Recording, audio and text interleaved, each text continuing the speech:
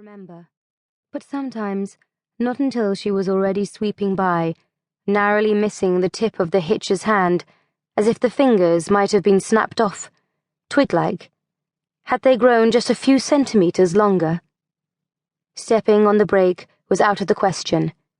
Instead, she'd leave her foot undisturbed on the accelerator, stay in line with the other cars, and do nothing more than take a mental photograph as she, too, zoomed past. Sometimes, examining this mental image as she drove on, she would note that the hitcher was a female. Isserley wasn't interested in females, at least not in that way. Let them get picked up by someone else. If the hitcher was male, she usually went back for another look, unless he was an obvious weakling. Assuming he'd made a reasonable impression on her, she would execute a U-turn as soon as it was safe to do so, well out of sight, of course. She didn't want him to know she was interested. Then, driving past on the other side of the road, as slowly as traffic allowed, she'd size him up a second time. Very occasionally, she would fail to find him again. Some other motorist, less cautious or less choosy, must have slewed to a halt and picked him up in the time it had taken her to double back. She would squint at where she thought he'd been standing and see only a vacant hem of gravel. She'd look beyond the road's edge, at the fields or the undergrowth, in case he was hidden in there somewhere, urinating. They were prone to do that. It would seem inconceivable to her that he should be gone so soon. His body had been so good, so excellent, so perfect. Why had she thrown away her chance? Why hadn't she just picked him up as soon as she saw him?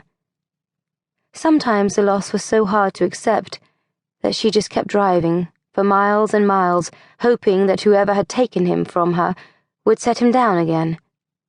Cows blinked at her innocently as she sped by in a haze of wasted petrol. Usually, however, the hitcher was standing exactly where she'd first passed him, his arm perhaps just marginally less erect, his clothing, if rain was setting in, just that little bit more piebald.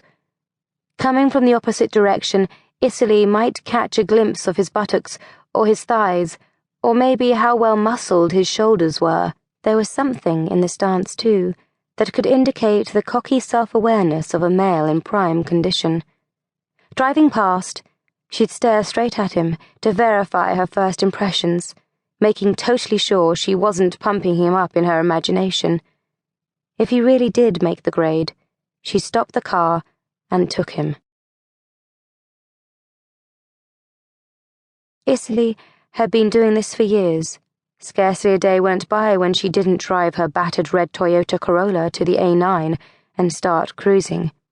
Even when she'd had a run of successful encounters and her self-esteem was high, she'd worry that the last hitcher she'd pick up might prove, with hindsight, to be her last truly satisfactory one. Perhaps no one in the future would measure up.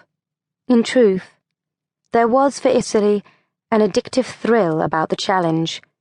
She could have some magnificent brute sitting in her car right next to her, knowing for sure that he was coming home with her, and she could already be thinking ahead to the next one, even while she was admiring him, following the curves of his brawny shoulders or the swell of his chest under his t-shirt, savoring the thought of how superb he'd be once he was naked. She would keep one eye on the roadside, just in case an even better prospect was beckoning to her out there. Today hadn't started well. Driving the car across the railway overpass near the comatose village of Fern, before she'd even reached the highway, she became aware of a rattle somewhere above the wheel on the passenger side. She listened to it, holding her breath, wondering what it was trying to tell her in its quaint foreign language. Was the rattle a plea for help? A momentary grumble? A friendly warning? She listened some more, trying to imagine how a car might make itself understood. This red Corolla wasn't the best car she'd ever had. She especially missed